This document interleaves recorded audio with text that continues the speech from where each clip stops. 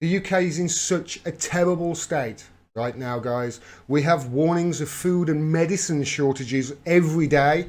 People are in the streets screaming, "We have no democracy and stop their coup."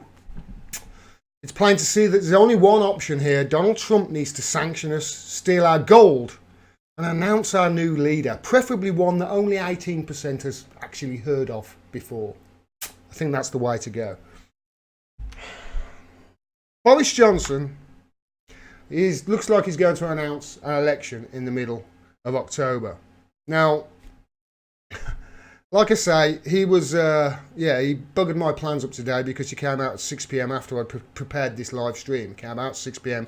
and made this speech where he said that basically an election looks like he's going to call one if Jeremy Corbyn and the remaining parties, the Remainer parties, the people that don't want a Brexit by the look of it, if they stop him going or nose planting out in a no-deal Brexit, as they like to propaganda us into believing.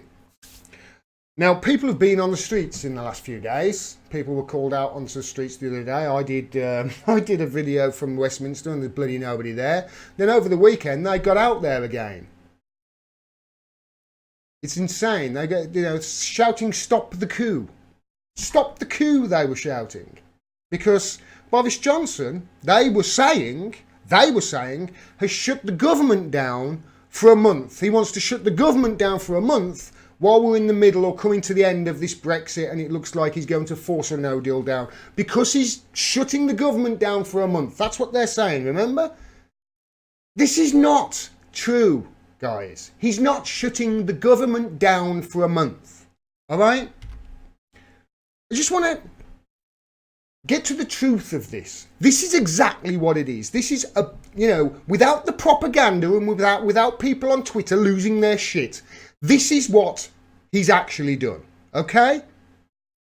It is normal for new governments to, this is from the BBC, it is normal for new governments to shut down Parliament in order to hold a Queen's speech. So he's a new government. He's just come in. Yes, we didn't obviously elect him, but, Theresa May wasn't elected the first time. Gordon Brown wasn't elected the first time. It's not right. It shouldn't happen.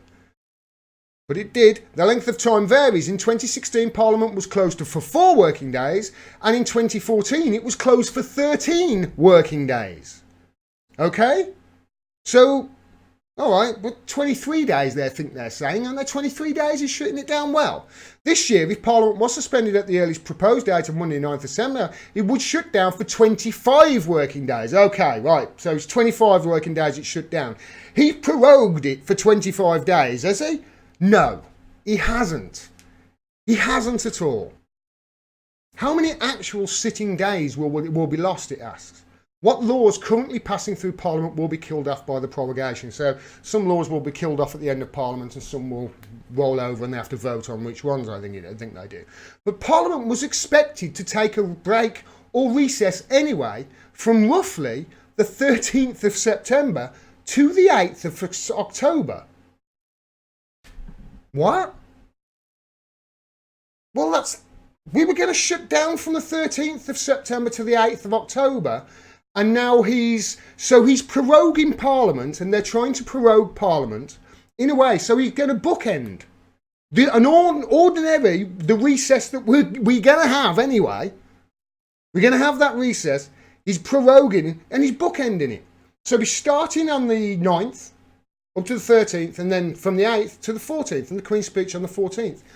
All we're going to lose is 7 days. 7 days. That's it. It doesn't sound that big a deal, does it? Especially when, what was it, in 2014, it was shut down for 13 days. It's only because of that recess being there that it's extended.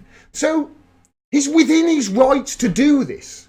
It's not like he's suspending Parliament like Hitler did in the 30s, like I've heard people say on Twitter.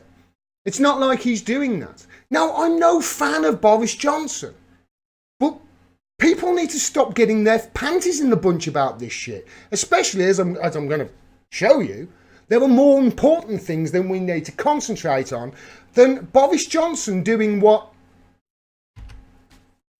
Greg Hand says, I've been in actual coups, like in Venezuela in 1992, and saw the riot, the tear gas, planes bombing of the presidential palace, the charred bodies of the back of the truck, etc. Proroguing Parliament for the 9th time in 14 years is not a coup.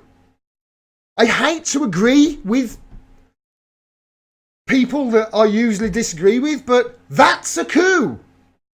Chile, 73, Pinochet, that's what a coup looks like. Stop calling it a coup.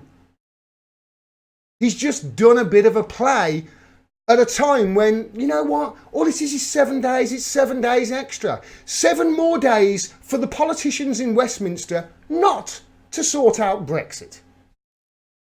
Because let's face it, who here thinks that they would have sorted out Brexit in those 7 days? They've had just over 3 years. Do you think they're going to do anything in those 7 days? No. So stop with this coup, okay? It's not a coup.